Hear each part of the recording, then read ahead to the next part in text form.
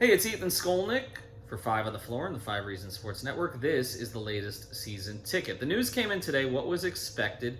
The Athletic reported that DeMarcus Cousins would be granted his release by the Houston Rockets. It was also reported that the Miami Heat would be receiving a $4.7 million disabled players exception after the loss of Myers Leonard. Now, what does that mean? Are these two things related? They certainly could be. We know that the Miami Heat have had interest in DeMarcus Cousins in the past, although they passed on him this offseason. We know that Jimmy Butler has a relationship with DeMarcus Cousins. We know that the Heat are thin in the front court, particularly because Mo Harkless has not worked out at all. He was supposed to be potentially a stretch four, playing next to Bam Adebayo. That's not been an option. So they've not been able to replace Jay Crowder. Again, Leonard went out. Olynyk has been starting, which was not the expectation prior to the season. And Precious Achiuwa has had his moments as a rookie, but probably has been pressed into too much duty too soon, and doesn't seem like Erik Spoelstra wants to play him alongside Bam Adebayo because that's happened for less than 10 minutes this season. So DeMarcus is a name. He's a former All-Star. He's a personality, and so we knew that this was going to get some attention. The question is whether or not it can actually help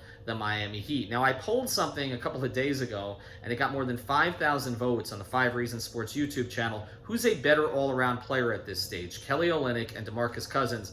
After 5,000 votes, Olynyk lost 51% to 49%. Perhaps he will try to challenge the votes in court, but I'm not sure that I agree with that. I know that Kelly Olynyk is extremely inconsistent. It's frustrating, but also their numbers with Bam and Kelly playing together this season are very good. And so my question is this to DeMarcus Cousins. You weren't happy being a backup in Houston.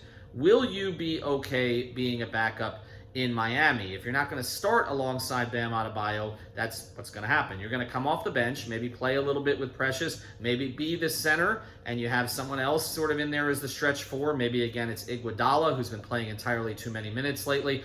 But that's the first question to Boogie is, are you going to be happy with this situation? Because we know in the past, whether it's Sacramento or other stops, if he's not happy, he creates issues, and it's not worth it with the Heat trying to get their act together after this 4-3 road trip, which salvaged the season, but still, they've got some difficult games coming up. They've got the Raptors and the Jazz this week at home. So that would be my first question to Boogie. Are you comfortable playing a small role? Now, apparently, he behaved in Houston, but made it clear behind the scenes he wasn't happy about not starting.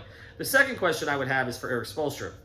Are you going to be comfortable playing two bigs together? Because we've seen Erik Spoelstra really doesn't like to do that. I mean, there have been times over the course of the Big Three era, even since Chris Bosh moved to the 5 spot with Shane Battier at the 4, that he has tried two bigs together, but it has not been very often. And after the experiments they had with going all the way back to the beginning of the Big Three era with Zydrunas Ilgauskas and Ronnie Turiaf and Dexter Pittman and then Greg Oden and Eddie Curry, Erik Spoelstra has typically settled on going for more space, more pace, playing smaller, and so playing Bam at the 4 next to Boogie may not be something he wants to do. Now, I know people are going to say, well, Boogie can stretch, he'll step outside, and I know for a while that was sort of frowned upon because Boogie was a really good interior offensive player and stepped outside. Now he can step outside, but he's only 33% from there. I mean, to be honest, even as up and down as Kelly is, Kelly's a better long-range shooter, so I'm not sure that Boogie gives you all that much more space. And the other thing is the defensive end.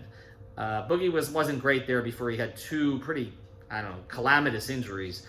He doesn't move all that well on the defensive end. He's not really a shot blocker. He's not going to switch out on screens. So there's going to be some challenges there. My overall thought is this, okay?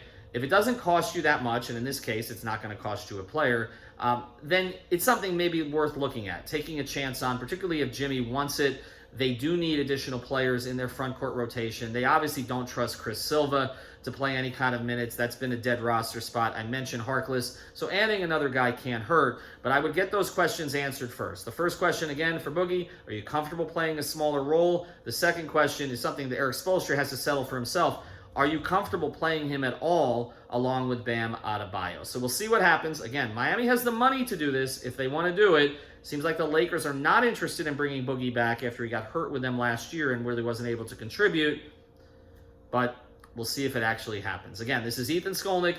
Check out Five on the Floor tonight. We'll have Bobby Marks on. We're going to talk about all of these possibilities as well as the All-Star reserve picks. I think Bam and Jimmy are going to get snubbed. Talk about that more later. And we'll see what happens with Cousins potentially to Miami.